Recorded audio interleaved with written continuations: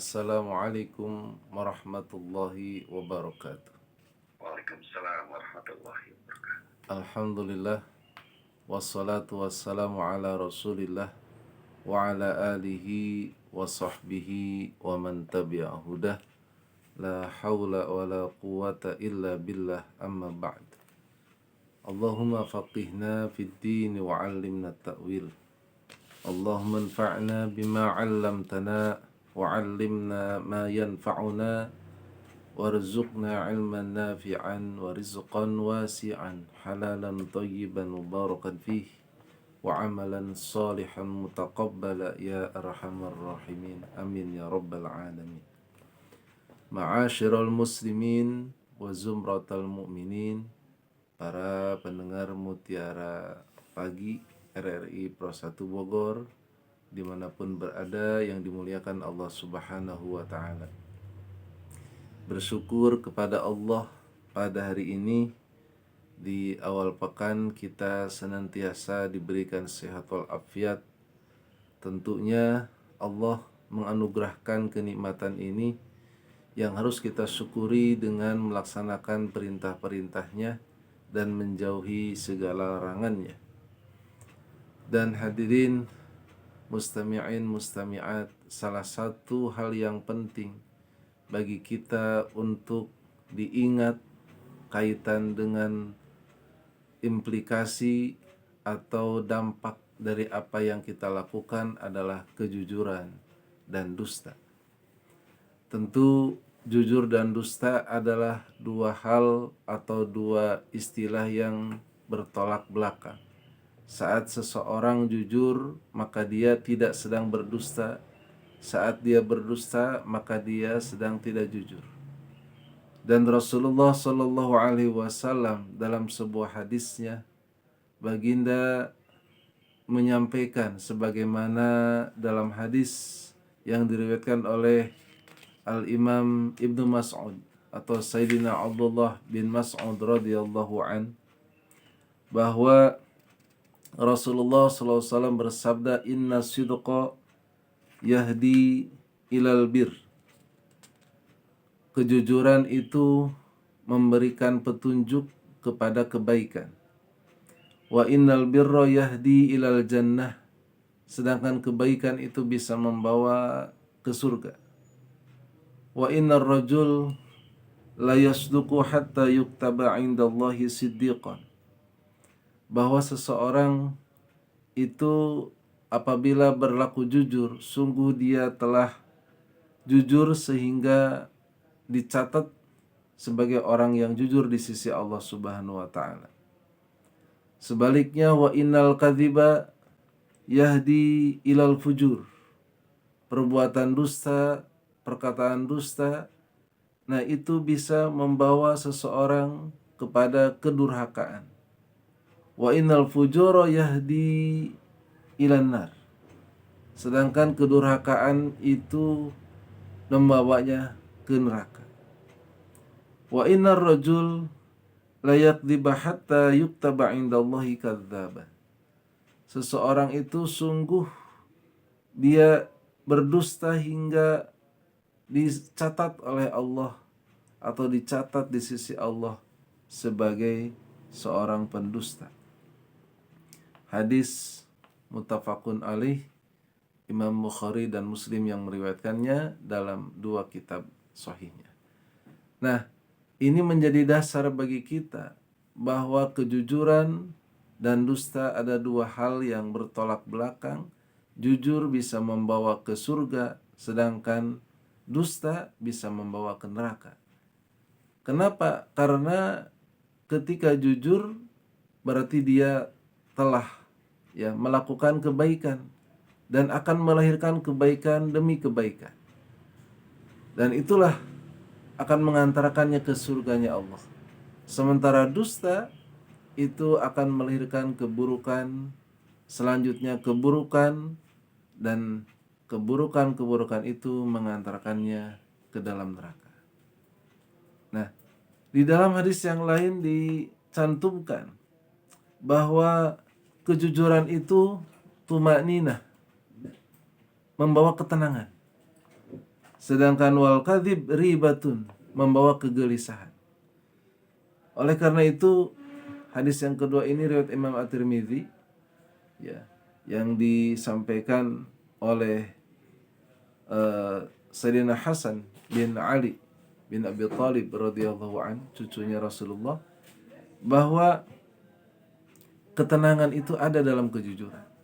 Saat seseorang berlaku jujur, berkata jujur, berkata berlaku sesuai dengan yang sebenarnya, tidak ada manipulasi di dalamnya, ya, maka dia telah hidup dengan tenang, merasa tenang.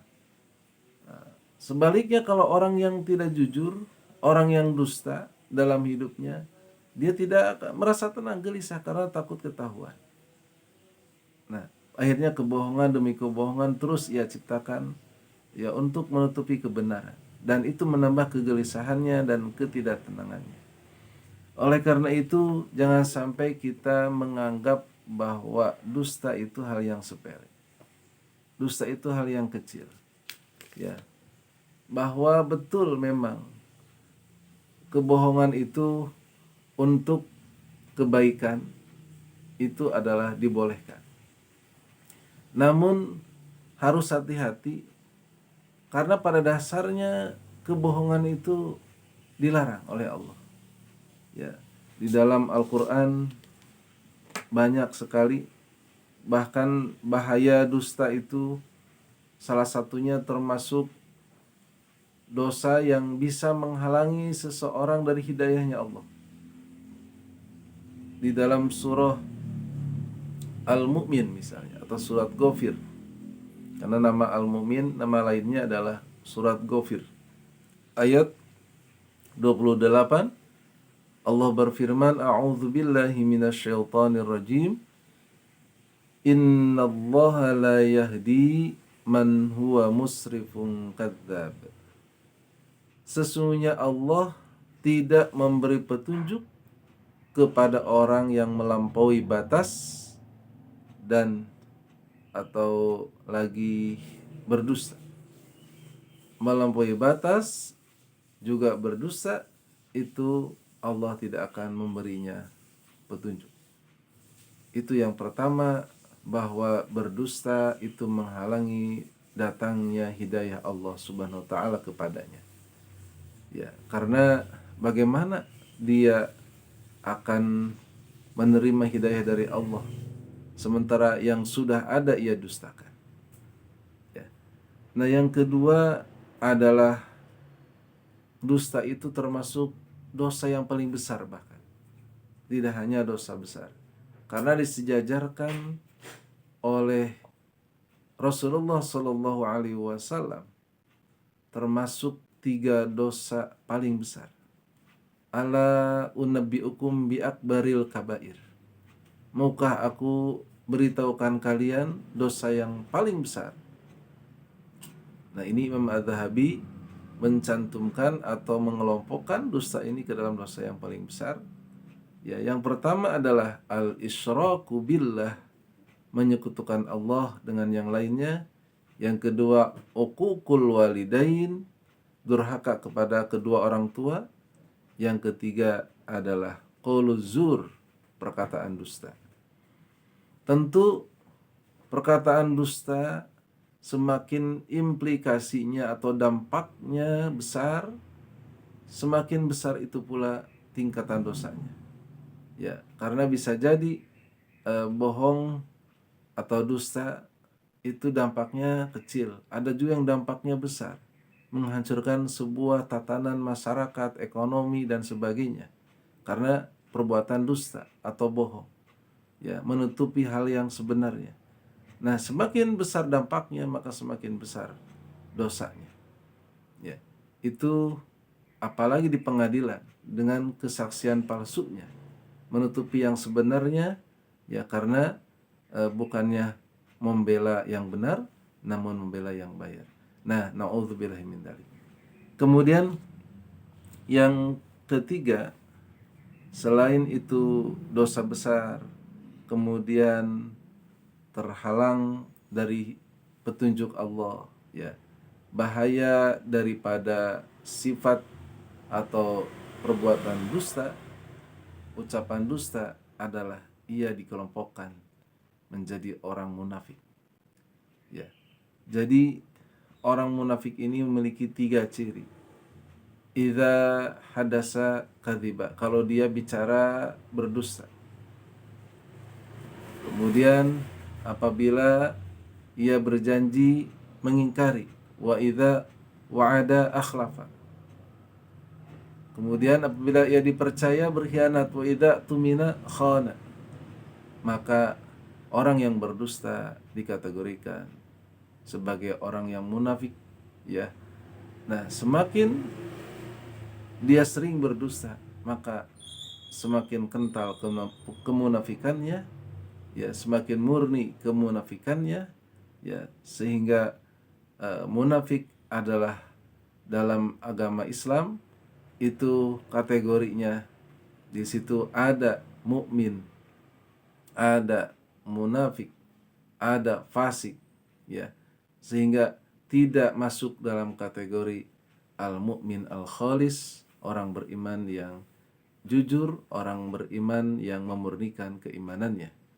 Nah, adapun orang munafik itu bisa jadi kemunafikannya itu ditutupi kebenaran karena ia seorang munafik. Dampaknya bisa jadi dia menutupi keimanan padahal dia bukan seorang muslim, namun mengaku sebagai seorang muslim untuk menghancurkan Islam dari dalam.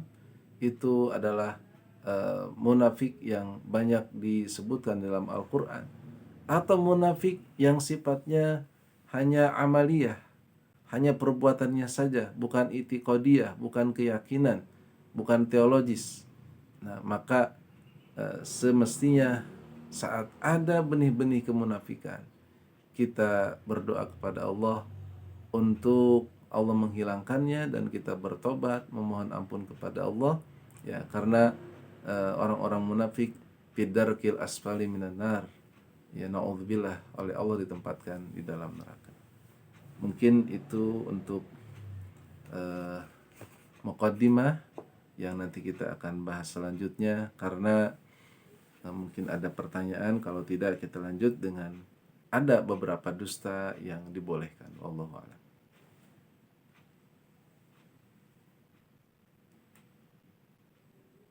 Halo? Ya. Baik, demikian tadi pendengar, baru saja kita simak bersama pemaparan terkait topik, ya, di edisi kali ini untuk Mutiara Pagi, bahwa kejujuran bukan sekedar alat yang baik, melainkan fondasi utama dalam membangun kepercayaan, menjaga kehormatan diri, dan juga meraih keberkahan hidup, saudara. Dan tentu kita masih memiliki waktu hingga nanti dapat pukul 6 waktu Indonesia Barat, saudara. Jika ada yang ingin Anda sampaikan terkait tentang pertanyaan mengenai bahaya dusta yang menjadi topik kita di pagi hari ini, jangan lupa format lengkap dengan mengetik nama, spasi domisili Anda, lalu kirim ke 08 satunya 5 kali 4 200. Pak Kiai izin untuk membacakan satu pertanyaan terlebih dahulu. Kali ini ada Pak Abdul Muhyi di Curug Mekar, ya.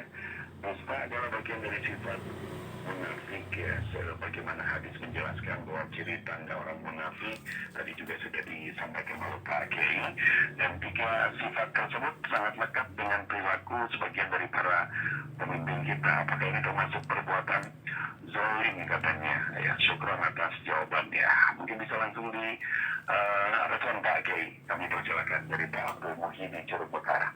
Baik, terima kasih Pak Abdul Muhyi di Curug Mekar. 3 ciri sifat munafik yang tadi disampaikan kami ulangi. Apabila dia berkata berdusta, apabila berjanji mengingkari, apabila dipercaya berkhianat. Nah, 3 sifat ini kita melihat jangan ke arah person, ya. Artinya kalau kita melihat kepada orang lain, itu seolah-olah kita bebas dari sifat-sifat itu. alangkah baiknya itu diarahkan kepada diri kita masing-masing, tentang adakah 3 ciri itu dalam diri kita. Kalau ada, secepatnya kita hilangkan, karena ini akan berdampak pada label munafik. Ya, mungkin tadi munafik juga tidak satu istilah, atau ada beberapa kategori tadi. Ada kaitannya dengan i'tiqadi, ada kaitannya dengan amali. Maka disinilah sekecil apapun tingkatan munafik dalam diri kita harus dihilangkan. Nah, apabila kita melihat kepada sekitarnya, dan ternyata kita menemukan ada sifat-sifat munafik di sekitar kita, baik dari kalangan bawahan, atasan, pemerintah maupun sipil dan sebagainya, ya, itu maka kita berdoa kepada Allah, ya Allah, hilangkanlah sifat kemunafikan di saudara-saudara kami, sehingga Engkau membimbing kami pada jalan yang Allah cintai dan Allah ridhoi. Wallahu a'lam. Baik, demikian ya Pak Abdul Muhyi di Curug Mekar. Kali ini kita sapa juga Pak Onoy di Ciparigi. Sebagaimana Pak Onoy seringkali bertanya, namun diurai sangat detail dan panjang Pak Kiai. Saya akan coba meringkaskan dan merubah maknanya ya Pak Onoy. Mohon izin, kenapa dusta atau kebohongan itu selalu dilabeli sebagai sesuatu yang berasal dari setan, sedangkan kejujuran dianggap sebagai kebaikan. Nah, bagaimana pandangan Pak Kiai jika dalam kenyataannya hidup tidak selalu hitam dan putih, sehingga makna tersebut terkadang berbenturan dengan realitas? Lalu bagaimana sebenarnya asal-usul serta hikmah adanya konsep jujur dan dusta dalam ajaran agama? Bukankah yang paling penting adalah kemampuan seseorang mengendalikan diri agar tetap memilih kejujuran sekaligus mengambil pelajaran dari adanya kebohongan, katanya Pak Kiai. Kami persilakan dari Pak Onoy di Ciparigi, Bogor Utara. Ya, terima kasih Bapak Anoy. Meskipun sudah diringkas, tetap masih panjang kali lebar. Nah, jadi ini kaitannya dengan konsep kejujuran dan sebaliknya, yaitu dusta. Memang betul manusia tidak terlepas dari benar dan salah. Ya, benar terus bukan malaikat. Ya, salah terus bukan setan. Dan manusia saat berada di dalam kebenaran atau dalam kejujuran, maka yakinlah dia sedang naik imannya. Nah, ketika dia berada dalam gelimang dosa yang diakibatkan karena dusta misalnya, maka dia sedang turun imannya. Saat turun itulah jangan betah dalam kondisi itu, segera untuk bertobat, ya, untuk naik kembali. Jangan sampai terjebak dalam tipu daya setan. Dan tentunya ada memang betul, ya, dusta dan jujur itu bukan hal yang hitam putih. Ada juga yang dibolehkan, bahkan bisa jadi tidak hanya boleh tapi dianjurkan oleh agama. Ya, Al-Imam Ibnu Syihab Az-Zuhri, beliau menyampaikan, lam asma, ya, saya tidak mendengar ada riwayat hadis tentang dusta itu dibolehkan kecuali dalam hal 3. Jadi 3 hal ini dusta tidak dilarang.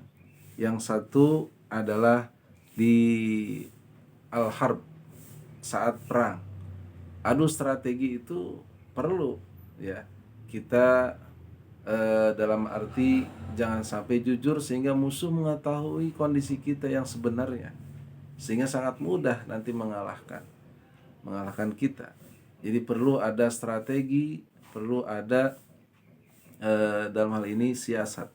Yang kedua adalah al-islah bainan nas, mendamaikan antara 2 kelompok yang berselisih. Ya, ini boleh kita bermain kata-kata, mendamaikan antara tetangga dengan tetangga, antara suami dan istri yang berselisih dalam rumah tangga dan sebagainya, kita boleh, ya. Tapi hakikatnya adalah tidak dengan menghilangkan esensinya.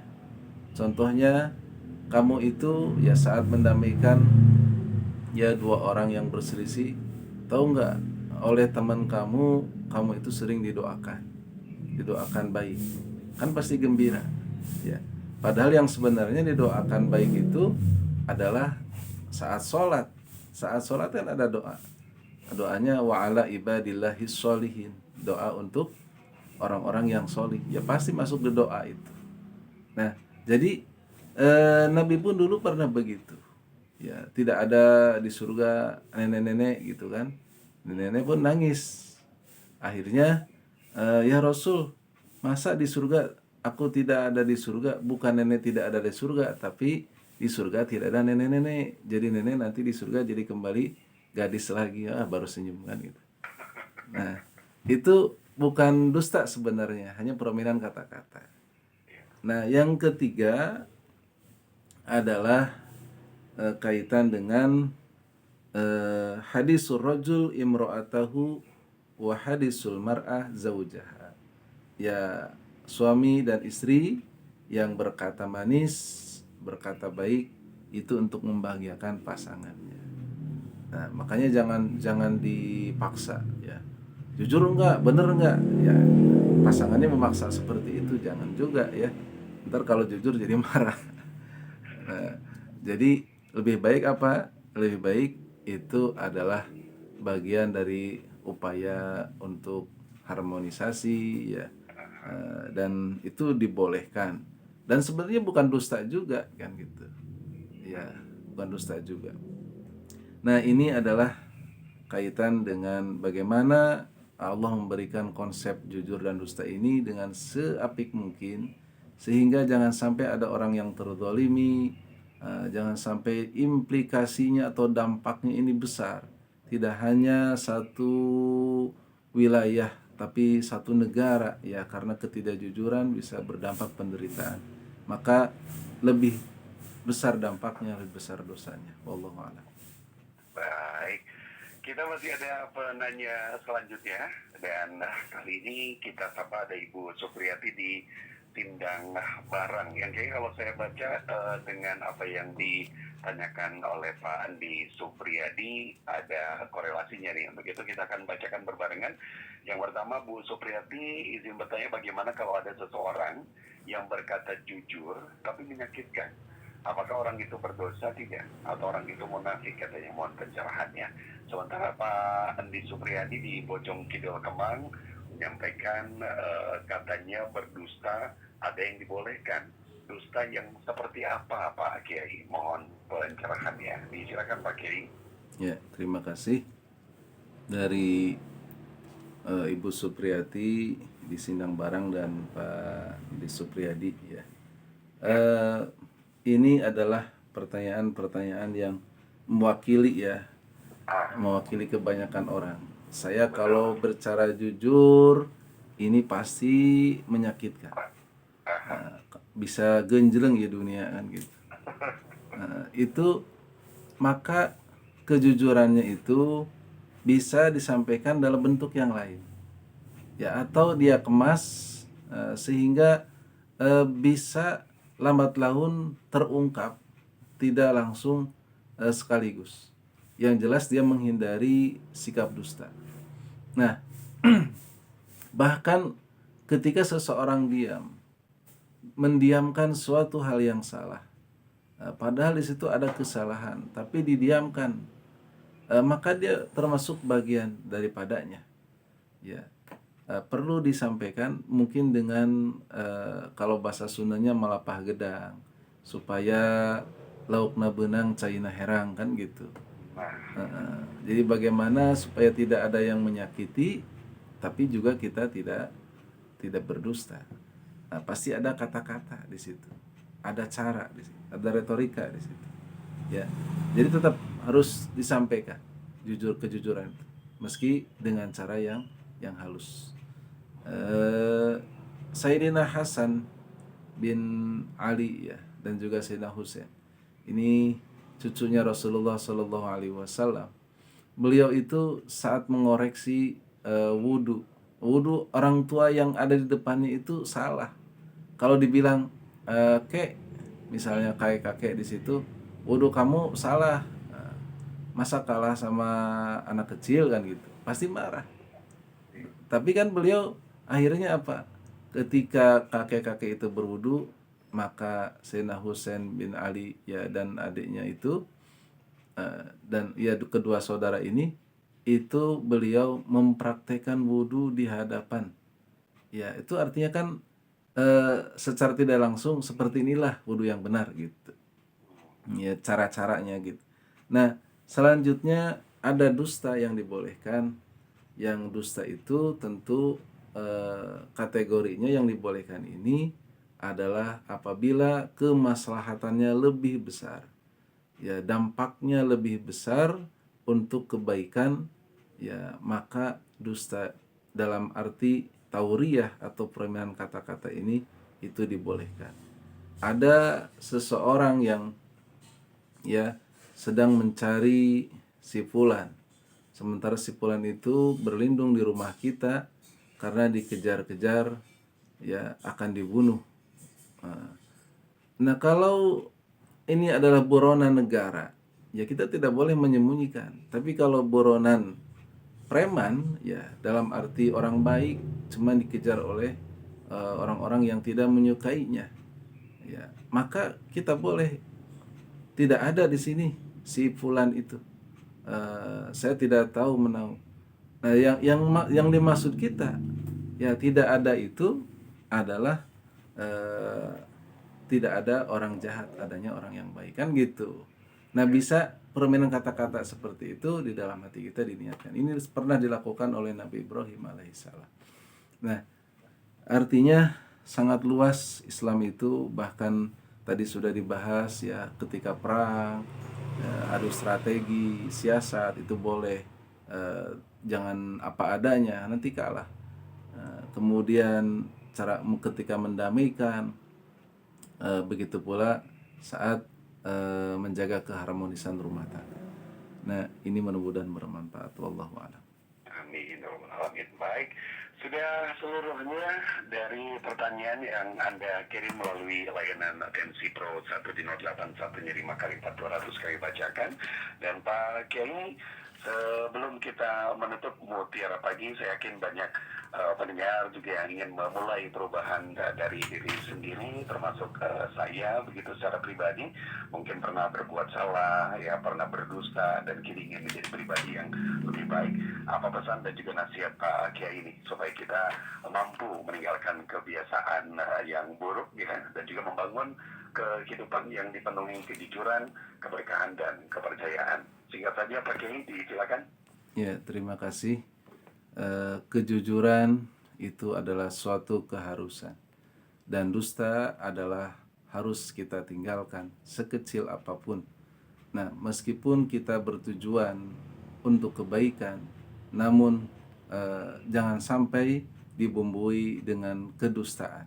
Alangkah baiknya kejujuran yang kita poles dengan retorika yang baik, yang bisa menghantarkan pada tujuan yang mulia, kebaikan yang utama.